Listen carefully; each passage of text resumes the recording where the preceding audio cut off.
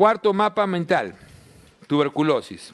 Tuberculosis, las preguntas son característicamente de la norma. Entonces, he tratado de sintetizar lo más que se pueda la norma, ¿ok? Y entonces, en un paciente con tuberculosis, la norma, ¿qué me dice? La norma en un paciente con tuberculosis me dice que todo paciente con sintomático respiratorio, o sea, yo sé que más de 15 días de tos, con o sin expectoración, o sea, el paciente sintomático respiratorio debe hacer 2 BKs, no 3, 2, ¿ok? Solamente 2. Si mi paciente es frotis positivo, o sea, BK positivo, está diagnosticado. Si mi paciente es frotis negativo, debería irse a su casa, salvo tenga alta sospecha. Yo puedo ser frotis negativo, pero tengo alta sospecha. ¿Qué significa alta sospecha? Infiltrado apical, más menos, es más menos, sudoración nocturna, fiebre vespertina o contacto directo, o IGRA positivo. ¿Se dan cuenta? El IGRA es el interferón gamma, ¿ok? Entonces yo tengo alguna condición así, un infiltrado más esta clínica, no, ese se llama alta sospecha. Entonces mi paciente BK negativo, pero que tiene tos y yo le he encontrado que tiene la placa infiltrado y encima de eso tiene un IGRA positivo o tiene sudoración nocturna o fiebre vespertina, o sea, alta sospecha, tiene que ir a tratamiento.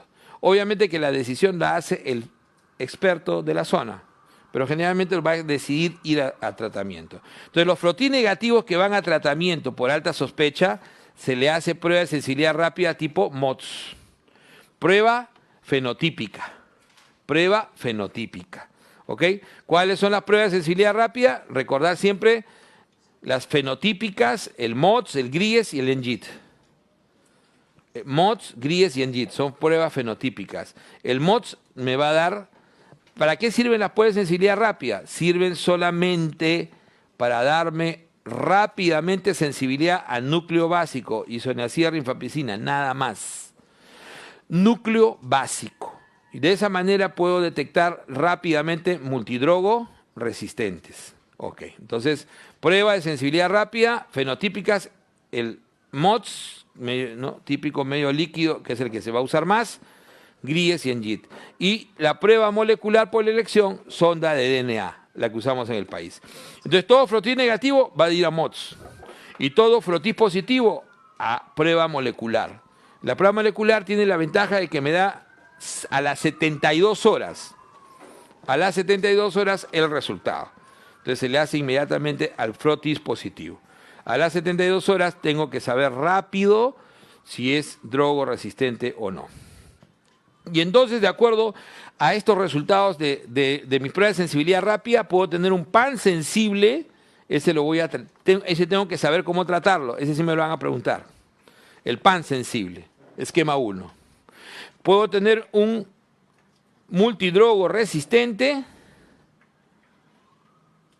y puedo tener también un monoresistente. ¿Qué será un monoresistente? Que no lo he puesto acá.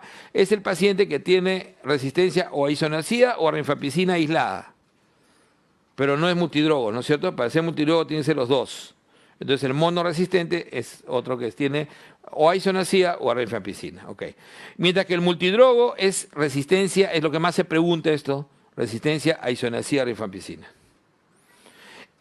Estos pacientes, tanto el mono como el multidrogo resistente, no solamente van a ser manejados por expertos, sino tienen que ir a ¿qué? Tienen que ir a cultivo. Ojo que las pruebas de arriba no son cultivos, ¿ah? Las pruebas de arriba de sensibilidad rápida no son cultivos. Son pruebas fenotípicas o moleculares, pero no son cultivos. ¿Ok? Entonces, este paciente va a cultivo. ¿Qué cultivo solemos hacer? El más antiguo, la Winston Jensen, ¿no es cierto? Pero hoy en día hacemos más el Mildebrok y el Agar-P, que son más rápidos. Pero rápido significa 6 semanas, 8 semanas. ¿Ok? Entonces, estos pacientes van a ir a cultivo, donde ahí sí se va a hacer el antibiograma completo de primera y segunda línea, completo. ¿Y eso qué me puede definir? Podría convertirme un MDR en XDR. Me puede convertir un tempranamente MDR en XDR, o sea, en extensamente resistente. ¿Y por qué lo puede convertir? Porque ya era resistente al núcleo básico y ahora le va a añadir una fluoroquinolona de segunda línea, o sea, levo o moxi, y le va a añadir un inyectable de segunda línea, o sea, resistencia a amicacina, capreomicina o canamicina. ¿Por qué es tan importante la fluoroquinolona? Se los digo así, porque todo esquema de resistencia tiene que llevar fluoroquinolona. O sea, las fluoroquinolonas se llaman hoy en día drogas A, clasificación nueva para drogoresistencia. O sea, las fluoroquinolonas son las drogas A. O sea, todo esquema de resistencia debe llevar una fluoroquinolona siempre. O sea, ¿y cuáles son las dos fluoroquinolonas útiles? Levo y moxi. Por eso es que la recomendación de no usarlos en tonterías como neumonías, tos, ¿no? Sinusitis, etcétera. ¿Ok? Ahí tienes otras alternativas. Entonces, esto es lo importante. Y esto va a manejo experto. Pero tenemos que tener concepto. MDR, núcleo básico. Extensamente resistente, le suma resistencia al núcleo básico de una fluoroquinolona y un parenteral. O sea, es decir, alguna pregunta hubo por ahí que no decía eso, decía XDR a resistencia a primera y segunda línea, era la mejor respuesta. No era una respuesta específica, pero era la mejor respuesta. A veces hay que tomarla por ese lado, ¿ok? Entonces, ¿qué cosa es el pan sensible? El que va a ir a esquema 1. Y el que va a esquema 1, el que va a esquema 1 es un paciente que va a utilizar un esquema fundamentalmente, esquema 1 característico, es el paciente que usa, acuérdense que el número delante es el número de meses, 2 meses, no, o sea, primera fase, isoniazida, rifampicina, piracinamida y tambutol. O esto es equivalente a ¿qué? A 50 dosis. Y 4 meses, cuando tiene subnúmero, significa veces por semana. Si no tiene subnúmero en la segunda fase, significa todos los días, ¿ok? Entonces, si tiene subnúmero, significa 3 veces por semana isoniazida junto con rifampicina 3 veces por semana. ¿Cuántas dosis en esos 4 meses? 54 dosis. 54 dosis. Entonces, este esquema 1, si lo completo, o sea, puedo tener un paciente con tratamiento completo, pero no necesariamente curado. Tratamiento completo, no tengo BK negativo al final. ¿Cuándo digo que está curado? Cuando tengo un BK de esputo negativo al final, último mes. Ahí recién digo curado. Si yo tengo un paciente que completó el tratamiento y nunca hizo BK al final, simplemente es tratamiento completo. Ojo, ese es operativo. Y solamente lo llamo curado si tiene BK negativo en el último mes. ¿Ok? Punto. ¿Cuándo es abandono? Cuando dejó 30 días, pero había tenido 30 días de tratamiento. Si había tenido 30 días de tratamiento y ahora abandonó 30, eso se llama abandono. Entra un esquema especial por experto. ¿Y cuando digo fracaso? Cuando sigue teniendo BK o cultivo positivo, 4.º mes en el esquema 1. 6.º mes en el esquema de resistentes. Ese es el fracaso. Entonces, esto es lo que más se pregunta, ¿ok? ¿Cuándo es fracaso? 4.º mes en el esquema 1. O sea, si tiene todavía alguna positividad, BK o cultivo.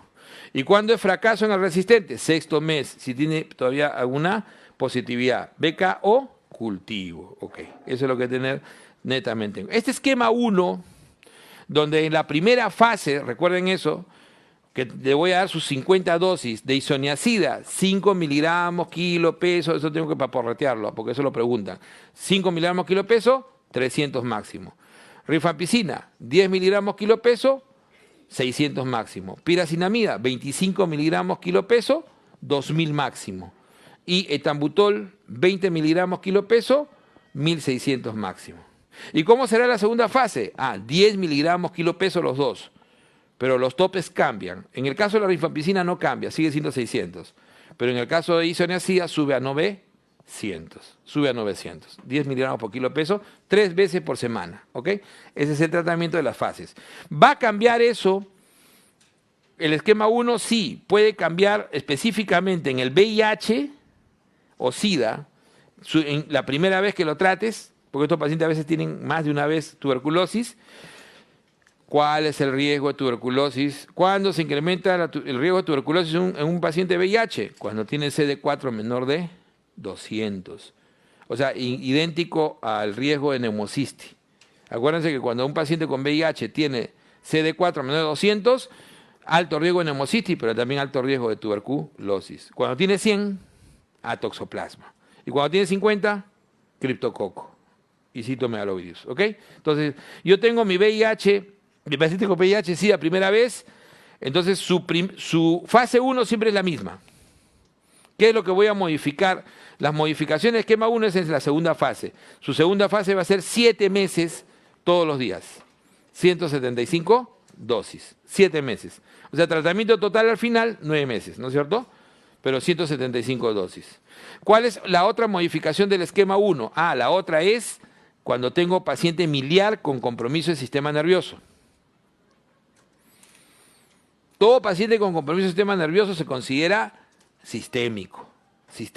Y viceversa, o no viceversa. Todo paciente sistémico, el 80% suele tener compromiso del sistema nervioso. Si se demuestra que hay compromiso del sistema nervioso, se amplía el tratamiento a 10 meses, la segunda fase. Igual que el osteoarticular. O sea, el hecho de tener compromiso óseo se amplía a 10 meses la segunda fase. Dicho de esa manera, primera fase siempre es igual y la segunda fase 10 meses todos los días. 250 dosis. ¿Alguna diferencia en esta variación? Sí, en cuando tienes compromiso del sistema nervioso central, acordarse que uso de corticoides el primer mes. Uso de corticoides el primer mes. Bueno, pero ¿por qué le doy corticoide? Porque hay mucho riesgo de aracnoiditis. Alto riesgo de aracnoiditis que puede producir sinequias en ese paciente. Y después va a producir obstrucción y hipertensión, hidrocefalia. Entonces, este es el esquema fundamental. Entonces, habíamos dicho, ¿no?, que en el esquema 1 también es idéntico para extrapulmonares, excepto hueso, osteoarticular, donde sí se amplía a 10 meses, excepto hueso y sistema nervioso, ¿ok? Sistémico.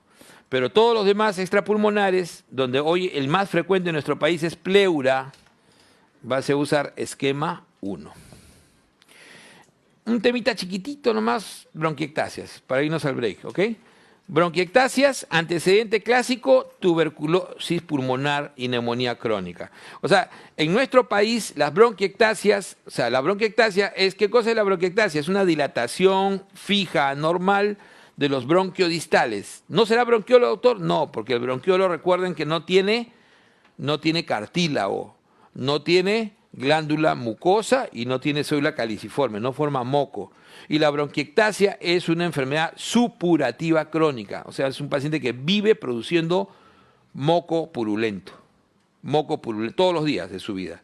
Mientras tenga bronquiectasia, va a fabricar moco purulento, ¿ok? Eso no se puede evitar. Por eso que el principal tratamiento de las bronquiectasias es drenaje postural.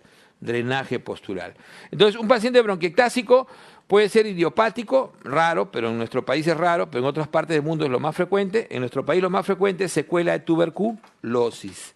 Y entonces la sospecha es habíamos dicho que es una tos crónica productiva, o sea, tos crónica 3 meses, productiva en un paciente no fumador.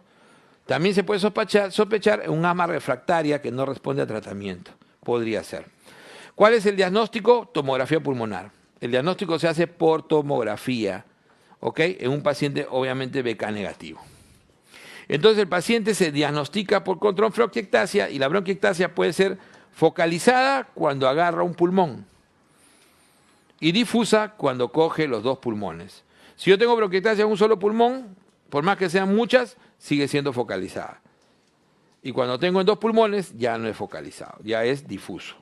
Oye, ¿cuál es la gran diferencia? Es que yo puedo sacarle todo el pulmón y el paciente va a vivir tranquilo. ¿Sí o no? ¿Puede vivir tranquilo o no? Claro.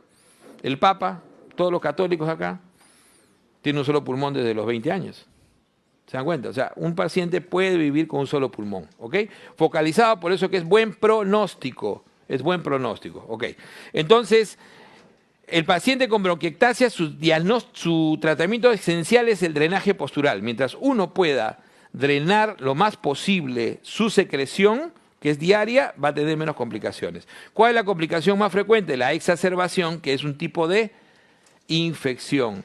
Es muy parecido al paciente con bronquitis crónica. ¿Se acuerdan los criterios de Antonisen? No es que se usen igual, pero es casi idéntico. ¿Cuáles son los criterios de Antonisen en EPOC? De exacerbación. Incremento de la producción. Ajá, así es.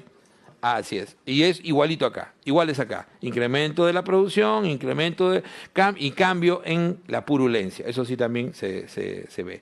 Entonces el tratamiento de elección en la exacerbación va a ser amoxiclavulánico.